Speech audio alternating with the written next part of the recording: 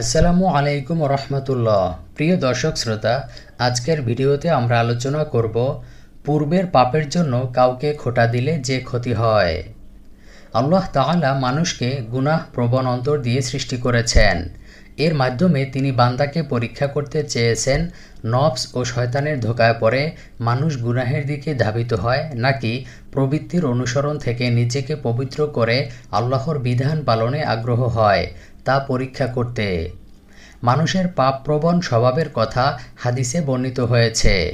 এক হাদিসে রাসূল করিম সাল্লাল্লাহু আলাইহি ওয়াসাল্লাম বলেছেন, জাহান্নামকে ঘিরে রাখা হয়েছে আকর্ষণীয় কাজকর্ম দিয়ে, আর জান্নাতকে ঘিরে রাখা হয়েছে নীরস কাজকর্ম দিয়ে।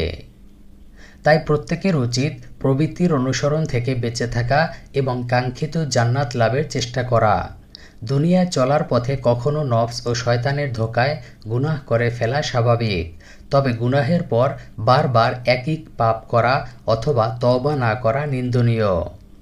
গুনাহের পর অনুতপ্ত হয়ে তওবা করা ও আল্লাহর দরবারে ফিরে যাওয়া একজন মুমিনের অন্যতম গুণ। আল্লাহ তাআলা বান্দাকে ক্ষমা করতে ভালোবাসেন। পবিত্র কোরআনে বর্ণিত হয়েছে, হে ঈমানদারগণ, তোমরা সকলে আল্লাহর কাছে তওবা অর্থাৎ প্রত্যাবর্তন করো, যাতে তোমরা সফলকাম হতে পারো। সূরা নূর আয়াত নম্বর ৩১। আরও বর্ণিত হয়েছে, তোমরা নিজেদের প্রতিপালকের নিকট পাপের জন্য ক্ষমা প্রার্থনা করো, অতঃপর তার কাছে তওবা অর্থাৎ প্রত্যাবর্তন করো। সূরা হুদ আয়াত নম্বর ৩।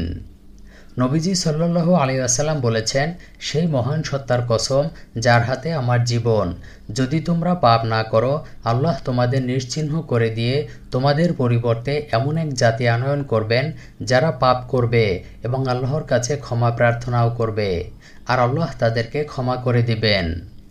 সহিহ মুসলিম শরীফ হাদিস নম্বর 2748।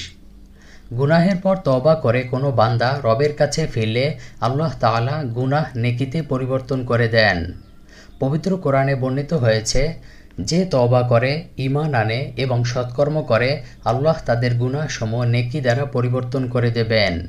সূরা ফুরকান আয়াত নম্বর ৭০। কেউ গুনাহের পর তার অপরাধ বুঝতে পারলে তার প্রতি সহনশীল হওয়া উচিত এবং সে যেন তওবার উপর অটল থাকতে পারে এ বিষয়ে তার সহযোগী হওয়া উচিত।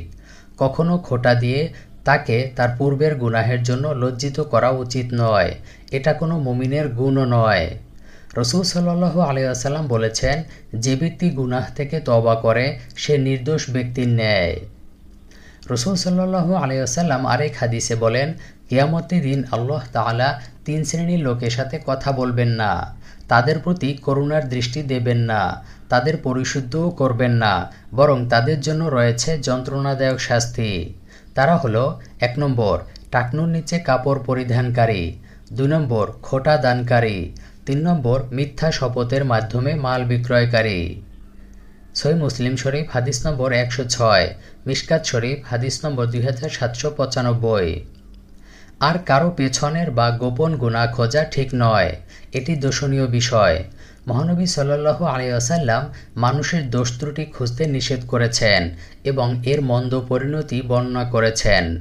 তিনি বলেন, তোমরা দোষ ত্রুটি তালাশ করবে না, কারণ যারা তাদের দোষ ত্রুটি খুঁজে বেড়াবে আল্লাহ তাদের দোষ ত্রুটি খুঁজবেন, আর আল্লাহ কারো দোষ ত্রুটি তালাশ করলে তাকে তার ঘরের মধ্যেই অপদস্থ করে ছাড়বেন।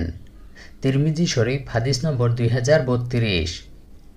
অন্য হাদিসে নবী করিম সাল্লাল্লাহু আলাইহি ওয়াসাল্লাম ইরশাদ করেন, যে ব্যক্তি তার মুসলিম ভাইয়ের গোপনীয় বিষয় গোপন রাখবে, আল্লাহ কিয়ামতের দিন তার গোপনীয় বিষয় গোপন রাখবেন, আর যে ব্যক্তি তার মুসলিম ভাইয়ের গোপনীয় বিষয় ফাঁস করে দেবে, আল্লাহ তার গোপনীয় বিষয় ফাঁস করে দেবেন, এমনকি এই কারণে তাকে তার ঘরে পর্যন্ত অপদস্থ করবেন। ইবনে মাজাহ হাদিস নম্বর 2546।